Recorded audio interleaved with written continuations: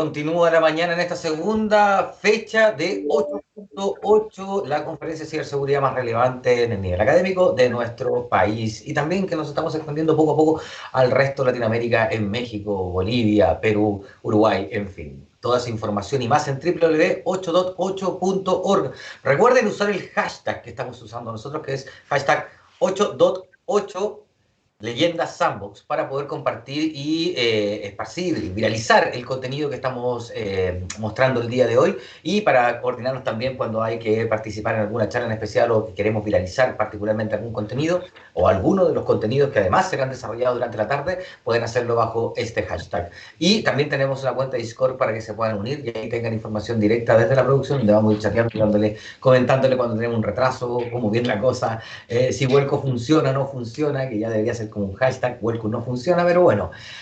Por ahora, señoras y señores, son 10 años de celebración de 8.8.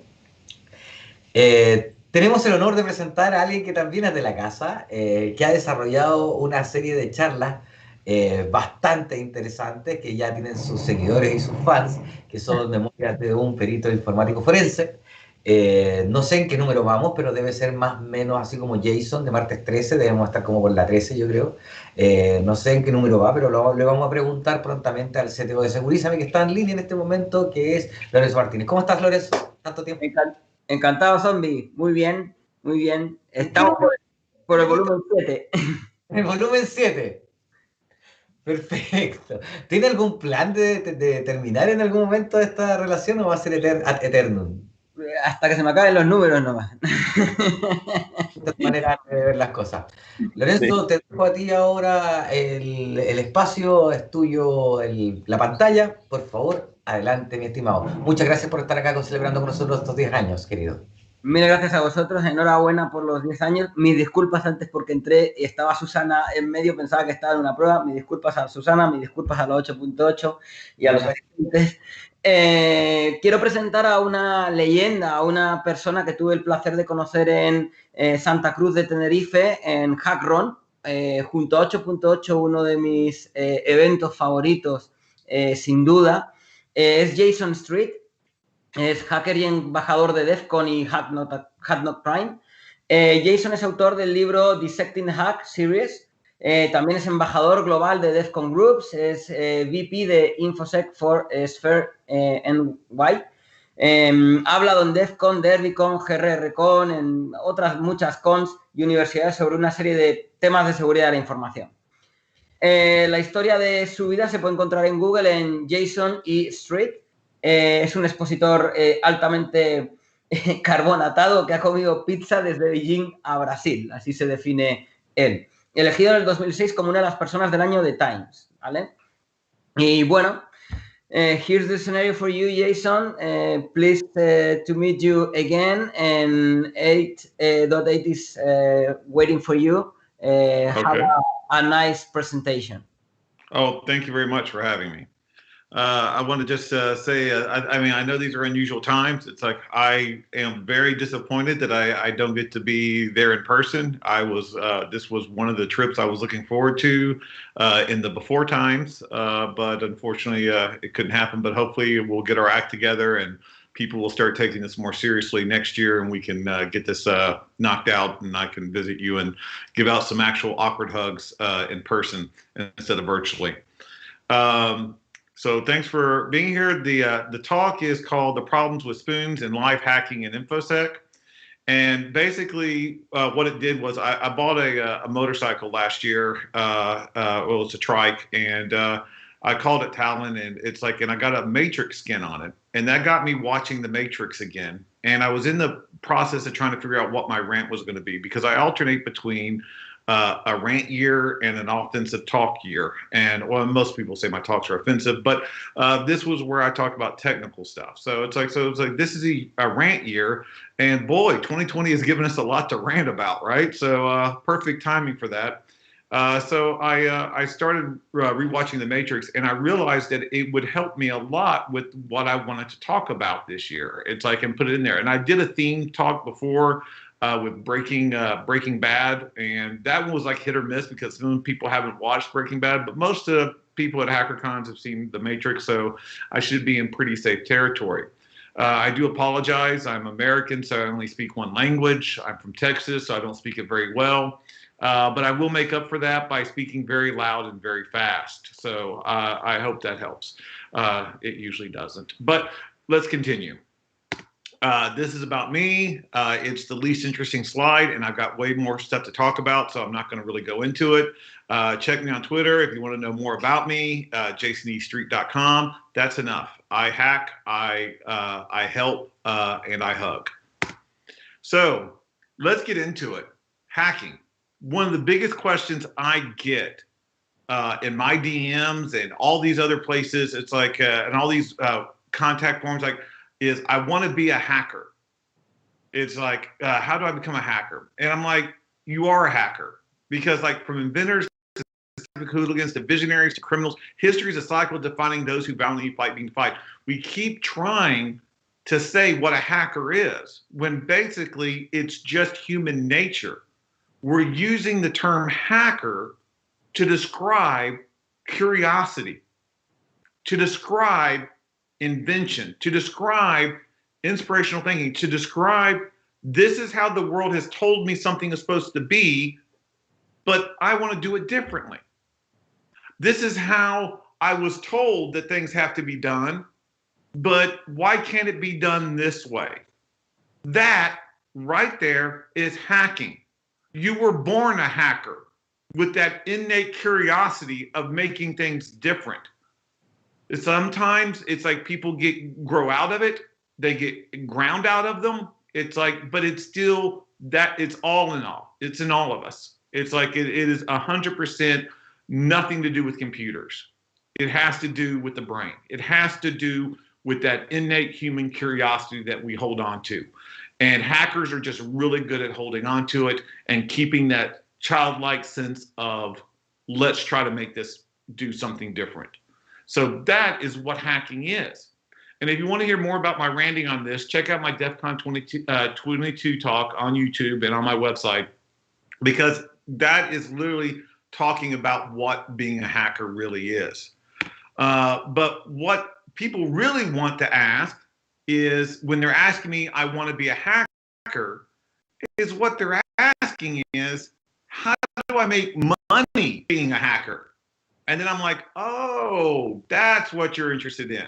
It's like, so you're not interested in just being a hacker. You're looking for Infosec. You're looking for a paycheck. It's like, which is admirable. I mean, that's how I started. It's like I said, I've always been a hacker, but it's like I started getting a paycheck from hacking, from doing security, from doing computer security, from doing the computer side of it. It's like 20 years ago. And that's when I started the being on the blue team. And so I'm like, okay, well, there is no one path. Everybody wants, to have the key master. It's like, and help us out. It's like, and it just doesn't work that way. It's like, there is no one key to success. There is no one path that's going to suit you and make it work. And the whole point is, you have to work at it. You have to look at it, and you have to find what path you want to take in this journey. It's like, sorry, you're not like Neo. You don't get to download it from the Matrix. I mean, Tesla, Elon Musk is trying to get it with that brain implant so it can just like, I know Kung Fu. Awesome, but not here just yet. Thank goodness. So you have to understand, it's like you don't get just an instant answer. There is no just an instant download to get this information on how to be a hacker, how to be in information security, how to work and do the career that you want. And no matter what, even if it was downloaded, remember, it's like he learned Kung Fu, but was he good at it at first? No, because he still had to practice. He still had to put what he was taught into action. You can't just read the books and say, I know Kung Fu. You can't just read the manuals, take a test, get a cert, and say, oh, I'm now in information security. I'm now a hacker. It doesn't work that way. You have to work at it. You have to put time and effort into it. And more importantly, it's like you have to fail. You have to fail at it. Let's make failing cool again. You know? It's like, what's wrong with failing? It's like, that's how you learn. That's how you understand, oh, I shouldn't have done it that way. What is another way to do it? It's like we get so, you see so many talks at these conferences.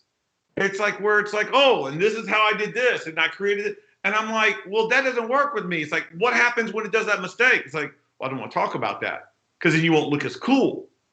In other words, I did a whole talk one year on nothing but my failures because we learn from that. Others can learn from that. Stop being shy about failing. You're human. Unfortunately, all of us are, right? It's like, I can't help that. It's like, try as I might to deny it, but we are. It's like, so we're going to make mistakes. It's not a loss if it's a lesson. So start making those lessons and start sharing those lessons as well to others. So it's like, you're going to fail. You're going to keep trying. It's like, I am not smarter than anybody in this industry. Okay. It's like, I am like, literally, it's like people look at me and think I'm successful. No, I'm not successful. I'm stubborn. I just am too petty to quit. It's like, I get a fail and I keep going and I try to learn from it. I have just started again more than I failed.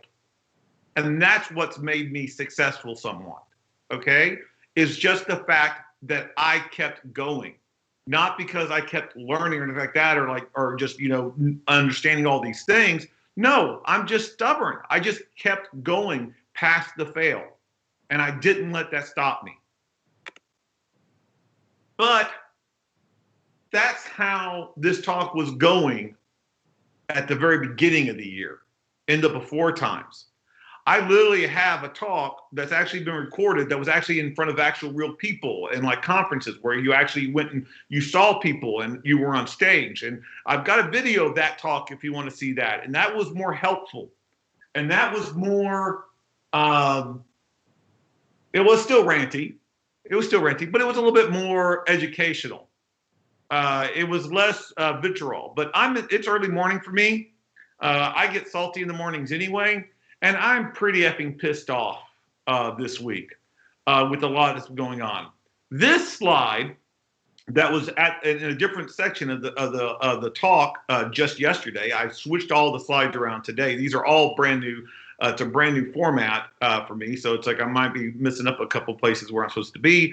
But basically, this slide was a slide where I went and talked to hackers and told them about how Infosec needed to be cut a break, how we needed to be nicer to Infosec and stop just making Infosec sound like they're not doing a job or like they're just corporate drones that are just, I talked about how they were necessary and they were needed, and I compared it to the people in Zion. It's like they're in the Matrix right now. You see them in all the white rooms and stuff because it's only in virtually that you can wear all white like that and not have to worry about it, right? It's like, and then you got the hackers that are like out there on the field and like they're like more edgy and more dirty, and they're like, but they're the same. They're doing the same task. They're trying to protect Zion. They're still risking their lives. People in the Matrix in Zion died at the docks. Correct? It's like, so I was going to talk about that. But then I started getting all this pushback and keep hearing and reinforcement from Infosec people about what hackers are. And hackers are equivalent to criminals. And don't come to me with that noise. Because I'm not having it. It's like you want to talk about differences between Infosec and hackers. Fact is, hackers are the ones putting in the work, creating the research, and creating and discovering the vulnerabilities. They don't make the vulnerabilities, they discover them. Those vulnerabilities were already there. They just found them and were nice enough to display it and work on it and show it. You think any hacker or any kind of person goes out and delivers these tools that are then trained and taught by InfoSec people that they're doing it just because they want to use it to give to criminals? No. Criminals already have these techniques. Criminals already have tools that they've made they haven't shared. You think Metasploit is a criminal tool? Metasploit has helped more blue teamers than anyone ever did. It's like for a criminal. Metasploit's not used by criminals as much as it is used by blue team, because blue teams don't understand the concepts and what's done and how to create those shells and how to create those scripts and how to chain those vulnerabilities to make an exploit. So Metasploit gave them all rolled up into it. How many freaking InfoSec products use Nmap inside their engine? Thank you, Theodore. It's like, how much credit does he get? I am so tired of InfoSec professionals and InfoSec institutions that are using work made with tools made by hackers, freely distributed to the public, and then they want to crap on hackers and associate them with criminals. What's criminal is the exploitation of the hacker's work, and you writing us off as nobody. That's criminal. Hackers are not the ones committing crime. If I get robbed by somebody with a gun, I don't automatically assume that they're a gunsmith, that they went and crafted that gun and then are robbing me with it. No, other criminals are lazy. They grab the gun because it's easier to commit crime with. And guess what? Computers have made crime really, really effing easy. So these download a tool they get off the internet, the dark web. It's like they then watch a YouTube video on it. It's like, and then they launch their attack. And then, oh, I'm a hacker now. No, you're not, mother. You're a criminal that is using tools. And not a lot of those aren't even hacking tools. They're just tools used. It's like, if you want to make hackers responsible for the criminal tools out there, then why don't you give them some effing credit for all the different security products that are out there that were made by open source hacking products and made those your selling products possible. I mean, look at OpenVAS, look at Nessus, look at all these other tools that are out there that were founded on open source hacking tools to make things better. You can't have in your books that you train people saying that hackers are criminals or hackers mean script kiddies, and in the 3 pages over say, okay, class, now we're going to use John the Ripper. Mother, do you not see the irony and the hypocrisy in that? I'm tired of it. I'm done. It's like, I have always been a hacker. I've had 20 years in InfoSec. It's like, there doesn't have to be one or the other. But by gosh, there has to be respect from both sides. And it's like, and I've started this message at the beginning of the year trying to tell hackers to be more respectful of InfoSec. Well, mother, when is InfoSec going to be a little bit more respectful to hackers?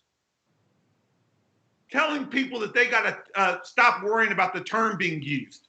Oh, you shouldn't be so upset about, hackers being quiet. You need to get over it. You need to use the term security researcher instead. That's a much preferred. You don't tell me what label I call myself. You don't get to name me. Mother, when you talk like that, you better not have my name come out of your mouth, because I don't want to hear it. We need to understand that InfoSec provides a great career choices. They provide a lot of work, and they do a lot of stuff that is necessary to keep the internet running. And InfoSec needs to start understanding and respecting the job that hackers do to keep everybody safe. The role that hackers play in keeping the internet safe from criminals who are committing crimes on the internet. And you want us to, Jason, why is this the hill you die? This is always going to be the hill I die on. This is always going to be the windmill I tilt until all these ignorant, arrogant InfoSec people get out of their tall little castles and understand what the real world's like. Okay, so, you can also go to Ironin and find out more information, and also go to Hack Not Crime on Twitter to learn more. But that's the first part. I'm not done yet, by the way, just I'm giving you a breather. Because let's talk about gatekeeping, which is the reason why it was such a great segment from InfoSec. I hear so many people in this community, in this industry, that want to be like Neo. And it's like, they also, I remember Alexis Park, DEF CON 12. People showing up in the middle of the desert in summer wearing a Neo leather trench coat. They were dropping like flies, but they look cool. They were Neo. It's like they were in the mother. You're not in the Matrix. You need air conditioning. You're gonna die. But that didn't stop them. I'm pretty sure alcohol was involved in a lot of that. But still, poor decisions were made. A lot of poor decisions were made at DEF CON, Alexis Park, involving alcohol. I don't recommend it. So that's the problem. Everybody wants to be Neo. Then why is it every time people get credibility, people start getting up, people start getting recognized for their work, they all of a sudden they start becoming Agent Smith? Oh, that's not a real hacker conference. That's more of a cosplay conference now. Oh, you're not really a hacker unless you know how to do this. It's like, oh, you don't know the command. What kind of hacker are you? Oh, you have to use why? Why be that way? That's not how it's supposed to be. I don't care how it's been. That's not the way it's supposed to be. And one of the key things that I've seen so often is the self-gatekeeping. We have so many in this community that are so overwhelmed by all these big names and all these big exploits and all these big researchers that they're like, oh, no one's going to be interested in my stuff. It's like, oh, I don't really know if I'm a hacker. I can't do that stuff that they're talking about. Who gives a? You're a hacker. I was talking at a conference. It was Le Hack in Paris. And I was talking to a very good friend who's one of the conference organizers for Le Hack, one of the best hacking conferences in Europe that I've been to. And he talks to me about how he'd done a distributed Kismet wireless IDS system, how he had worked on all these different products, and how he's worked with the Wi-Fi, but talking about all these accomplishments that he's done at his job. And literally 15 minutes later in the conversation, he shares with me like, well, Jayson, I do not feel sometimes like I am a hacker. It's like I feel like I'm just doing this work, and I want to be a hacker, but I don't think I have anything to say. And I'm like, I do terrible accents, by the way. Sorry, no offense to the French. But you know what? It's like I looked at him dumbfounded. Like, are you effing kidding me? You just told me all the things you were doing. How is that not hacking? You hacked together a system. How is that not hacking? But he was self-gatekeeping. He wasn't even giving a chance for these other arrogant SOBs to gatekeep him. He was doing it himself. You need to understand that you have something to share. You have something to teach in this community. It may have been given 100 times, but you may have a perception. You may have a different approach that clicks with someone. We need more diversity in this community, not less. The more differing opinions that we get, the more differing ideas that we get, the better we are. We need to work on that. And we need to stop being a-holes. Infosec people, we have a dire skill shortage. How do we get more people interested in security? Someone who's interested in security, hey, sorry, quick question. How do I Infosec people? LOL, noob, idiot, GTFO. Is that not true? Sadly. We are so quick to talk about why are people getting hacked? Why are people getting robbed? Why are people getting all these things and not using password managers? And at the same time, when people do get compromised by criminals, we're like, ha ha, you should have had this, or you should have done that, or why weren't you using that? How helpful is that? It's like, I don't care if you're a doctor that's going to help me out and save my life. It's like, it's hard to come in and approach you for that if you're a bleeding a-hole. You know, it's like, it's hard to really go and say, hey, well, can you, well, you shouldn't have done that. I'm like, I know what I shouldn't have done. I need help now. And also for, this is a direct tweet from me that I did. LOL, for everyone who feels like they are constantly being judged and asked to prove that they belong here, please note I received this just this morning in my DMs. Thank you, Rando. I needed the chuckle. And oh, and by the way, before I knew what a computer was, I was a hacker. You're a born one. Because his DM message was, are you actually a hacker? And I did. That's not his avatar. I just covered his name up to protect the stupid. But yeah, that's exactly what happened. People constantly coming at me and saying that I'm not technical enough to call myself a hacker.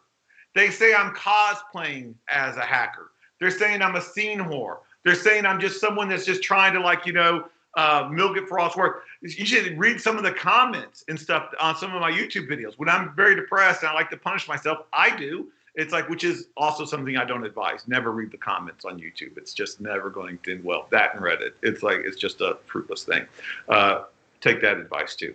But no, it's like, seriously, it's like, I don't need justification from anybody. I'm not looking for your approval if I'm a hacker or not to be in your cool kids club. I don't effing want to be in your cool kids club. Let's get that sorted right now. Hackers are not about being in their cliques. They shouldn't be. It's about breaking barriers. And you talk about gatekeeping. Mother, I'm a hacker. I don't even recognize there's a gate. If you're not jumping that fence over the gatekeeper, what are you doing here? F that noise. We do not let barriers stop us.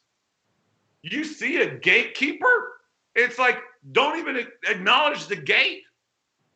Just go right on through. And talking about gatekeeping, talking about some of the issues that we have, there's another big issue that we have to talk about. Matrix was great for showing how great Neo was, right? For showing, remember Matrix 1? Wasn't Trinity a freaking, and I just have to say it straight out, wasn't Trinity a freaking badass? They were all talking about how you can't fight an agent. You can't, you can't you can't survive an interaction with an agent. Who was the very first person in the very first scene to survive an encounter with an agent? Effing Trinity did. She did that mess. By second Matrix, in the third, she was the love interest for Neo. She still had some cool roles, but she was more considered that than the freaking badass that she was. And that's the problem we have sometimes in Infosec and in this hacking community, is we want to treat women like this instead of Trinity. No, it doesn't work that way. It's like, and you think I'm exaggerating, these are all referenced from the beginning of the year. These are all tweets from women from the beginning of the year showing how the harassment they get constantly on a daily basis. Mother, let's not go. This is the first of the year. This is old news, Jason. Right. This is from yesterday. This is from yesterday. L goes and says, why is it that it's impossible to type correctly on the command line when someone is watching you hashtag Linux? How is that not a tech tweet, right? That's a technical tweet. That's a funny joke tweet, right? A lot of people liked it, 37 different replies. And I'm like, and you're thinking, it's like, yeah, that's very funny. It's like, did anybody at once when you're reading that tweet go like, oh, she really wants me? Ooh la la. I think she's coming on. No! But look at the replies. Do you see something wrong with the replies in this tweet? Oh, don't worry. Don't worry. Let me point it out to you. That is a typical response for most women in tech. If you don't think they get that daily in the replies or worse, and they get worse in their DMs, then you're not talking to women in this industry. You're not talking to women in this community. And if you're talking to them, you're definitely not listening to them. That's what we need more of. Talk about that. It's like, I got this morning. It was 11 hours ago, but I got this morning. But women don't tell me about this stuff, so it must not happen. No, they're just not telling you. If you work in tech and you think bias and discrimination don't exist just because they're not affecting you, that doesn't mean others aren't experiencing it. If you're not hearing about it, it's because the people affected by it don't think you're a safe ally. Straight up. I have been amazed at some of the stories that I've heard from women. It's ghastly. It's like, and this whole concept, I find ludicrous. I find amazingly idiotic, is the whole phrase that we use. We need to get women into tech. We need to put women in tech. How do you get women in tech? And I keep there scratching my head like, women started this industry. You're not trying to get women in tech. You're trying to get women back in tech.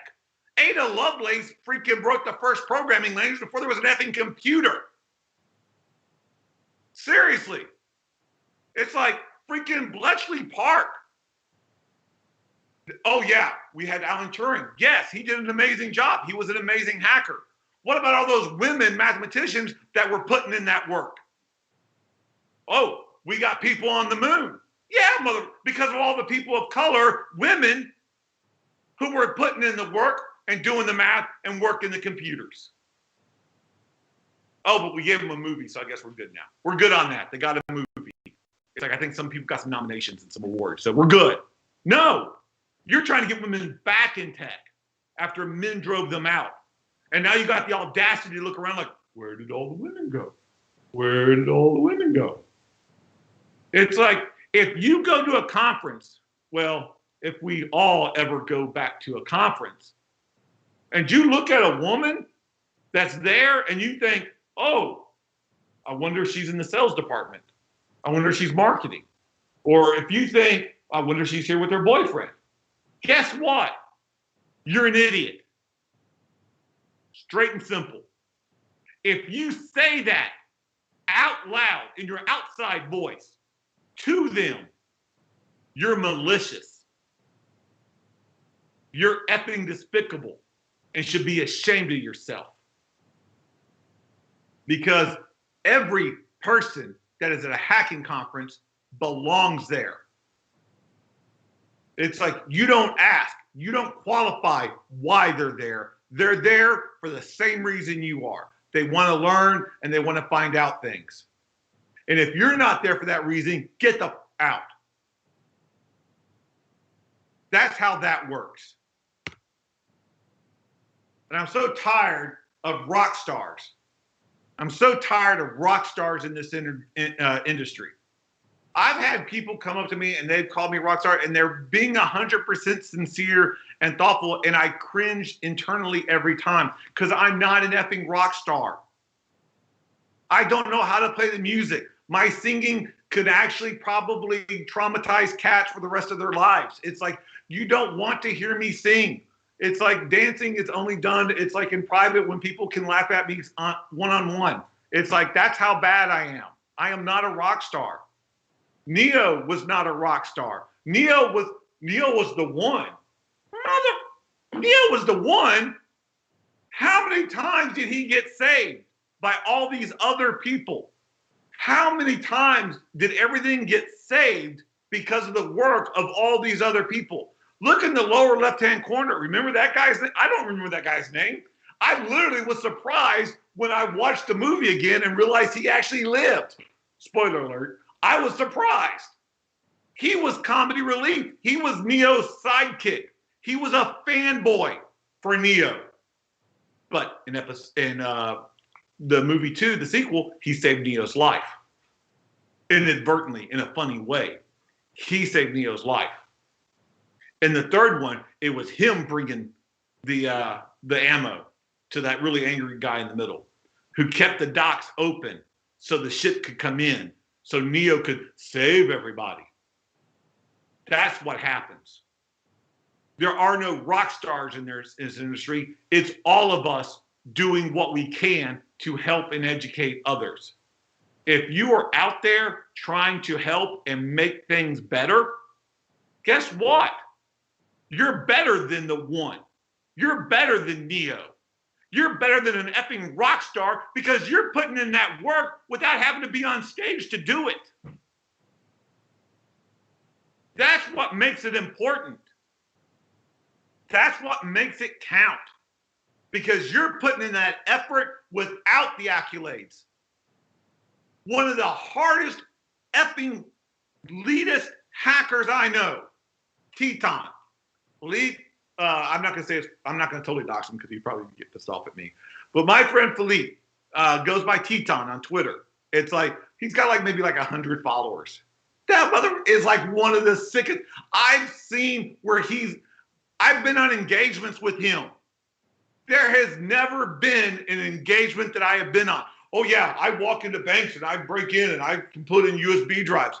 I have never gone on an engagement with him without him getting domain admin within the first few hours. Every single time. Domain admin. My stuff looks really cool. My stuff looks great on video. You've seen all my talks. What about Teton? Oh, that's right. He's not tweeting a whole bunch. He's putting in work. He's doing the thing.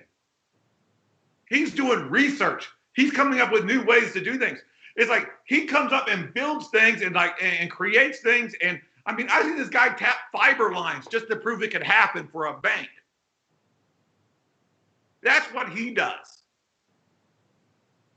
Why is he not a rock star? Because he's not trying to be a rock star. He's trying to be a hacker, and he's trying to make things better.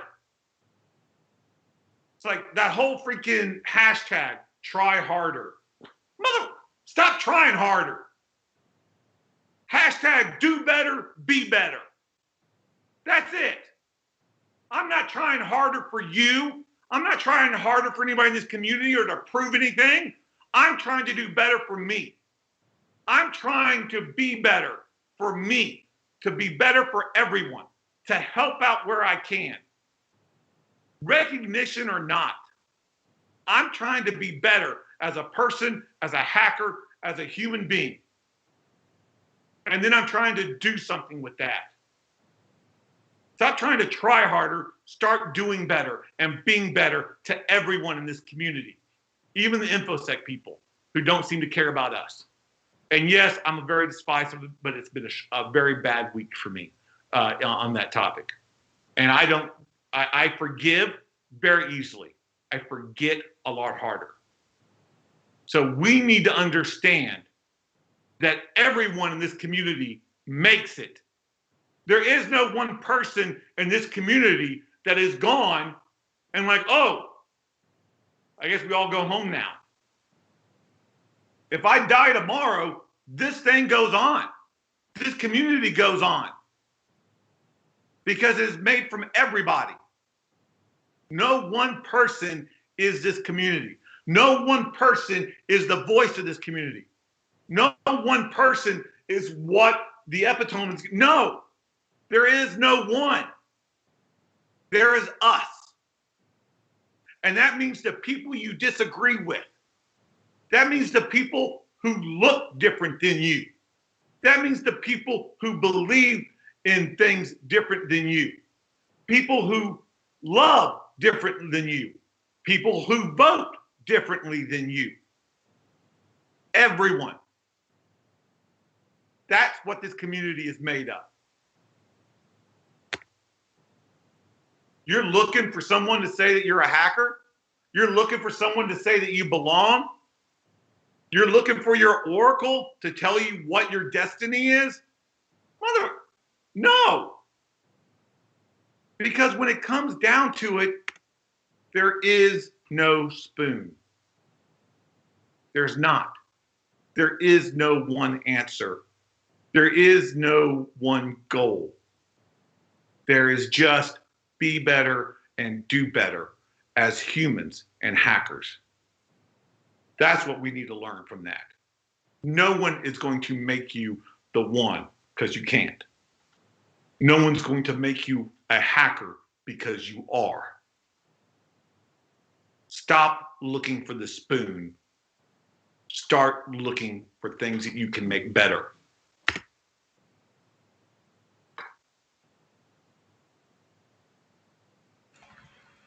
Wow. Well, fantastic, Jason. Just remember, there's no spoon. But there are some questions to your talk. It was amazing. Okay. What is your opinion regarding laws and regulations that try to define and limit hacker activity and try to establish regulated hackers?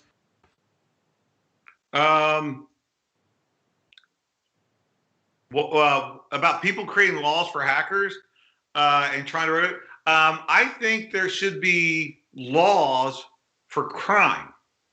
It's like in in Germany, they made laws for hacking tools. You can't bring hacking tools in. And I'm like, do you know how many of your IDS systems run Nmap? Do you know how many programs in there are and systems that you're using use Snort? How ridiculous that is. It's like, so yeah, they can try to outlaw this stuff, but they can't outlaw what they're using. They can't outlaw, and this is one of the things that I hate about certain hackers, because certain hackers, they'll be like, ooh, I'm cool. I'm dark and mysterious. I'm going to put on my hoodie, and I'm going to be all like very, very dark and mysterious. I'm going to be all edgy and stuff on Twitter, and I'm going to talk about how I'm joining Anonymous and all that stuff, great.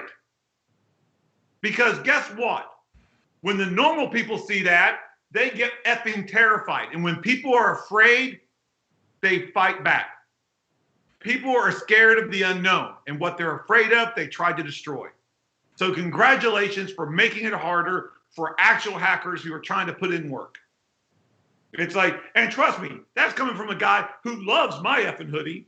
Okay, it's like, I've got my lab usually. It's like, I've got all my hacker stuff. I'm looking all like, stereotypical hacker. Because there's nothing wrong with that. But be willing to educate people as well when they mistake you for a criminal. Stop trying to think that that makes you cooler. It makes you look like an idiot. I remember one time, seriously, this was 10 years ago, over 10 years ago, I was in Brazil. It's like in Recife. And this guy literally said to me at a dinner, it's like, man, Jason, it's not as cool enough to be a hacker here in Brazil. And he's like, why? It's like, well, because everybody does crime, and so it's not that edgy or that big of a deal. It's like, and I'm like, are you effing kidding me? Did those words just come out of your mouth? It's like that's not what you're supposed to be. That's not how that works. That's not how any of this works. So that doesn't make you edgy. It makes you stupid.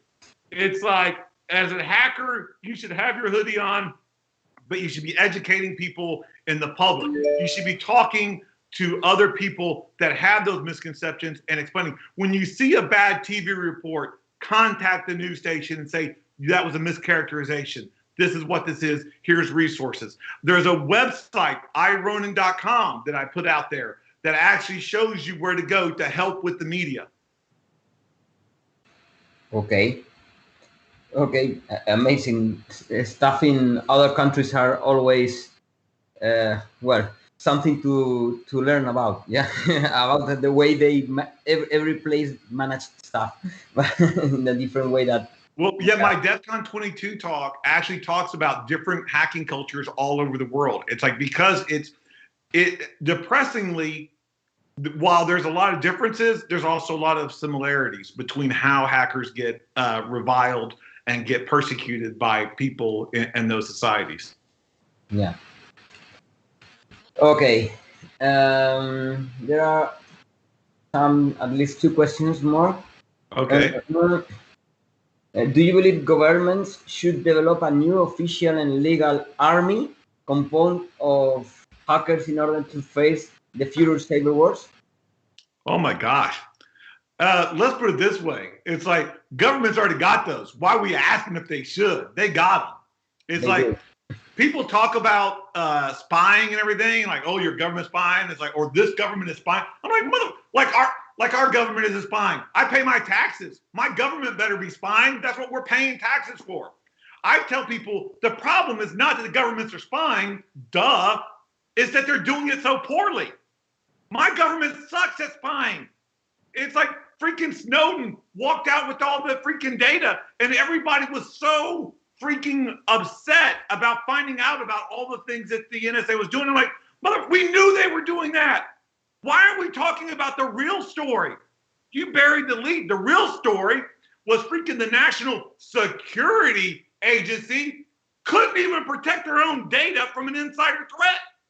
They couldn't. Look, I know the government's watching where I surf, okay? But my porn should be between me and my government, nobody else. They shouldn't be allowed people to leak that stuff. They shouldn't. I don't want my logs all over the place, right? That's between me and my government. It's like all those nudes I sent, those are private. I mean, I'm sure a private somewhere in an army base somewhere is like looking at whatever. I don't care. I hope he likes it. But everybody else should keep their eyes off of it. Mm-hmm. So I'm tired of our governments being really sloppy at their job. It's like, that's what my problem is. It's like, we all know that the governments are doing it. It's like, people talked about the elections and like, oh, governments are affecting, especially like 2016, oh, we had so much government interference. Like, mother, you're just jealous because they did it better than what you've been doing in South America and Central America for the last 30 years. Like the U.S. hasn't interfered in elections. Ask the Shah of Orion how that worked out for them. It's like, this is ridiculous.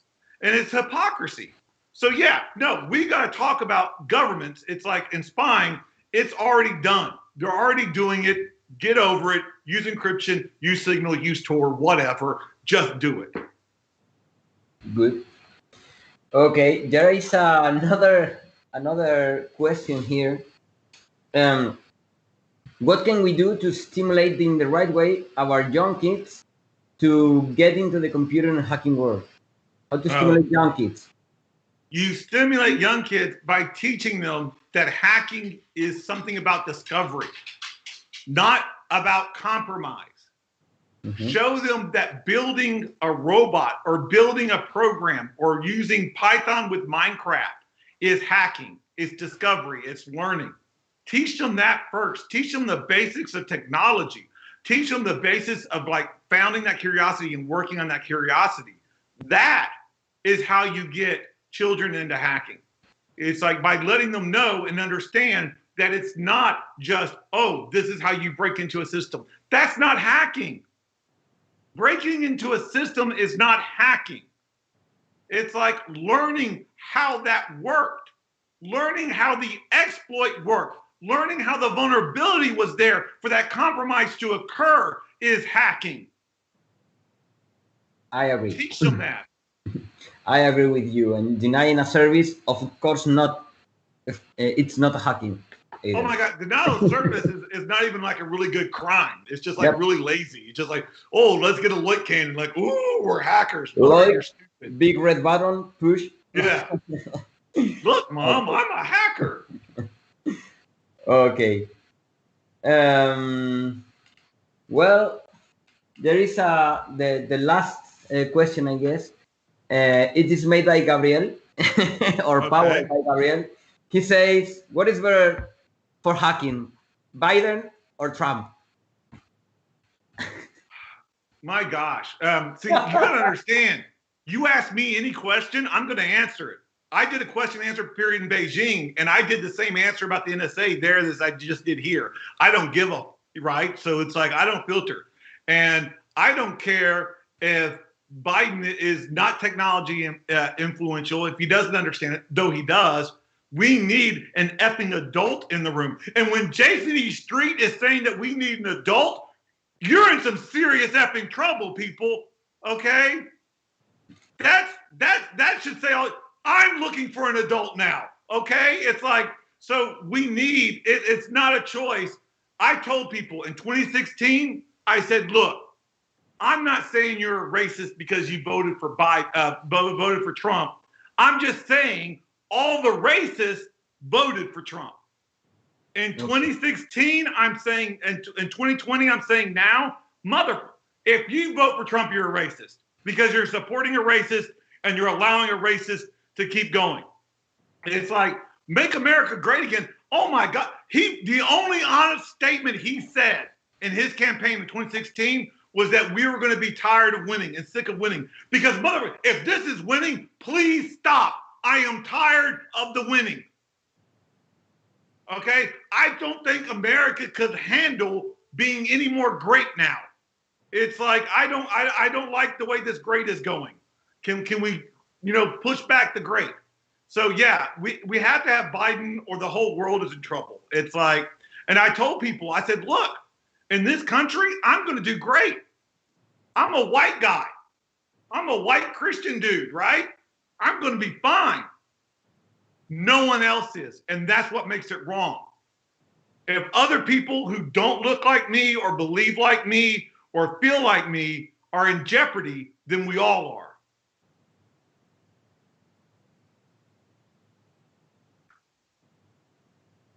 I don't hear you. You're muted. Yeah, I was muted. Sorry. I was saying that I guess there is no more questions here. So Thank you very much. Pleased to meet you again. I hope to meet you again in live in I don't know which event, but I hope to do it. I hope so too. Same. Cheers. Take care. See you. Okay.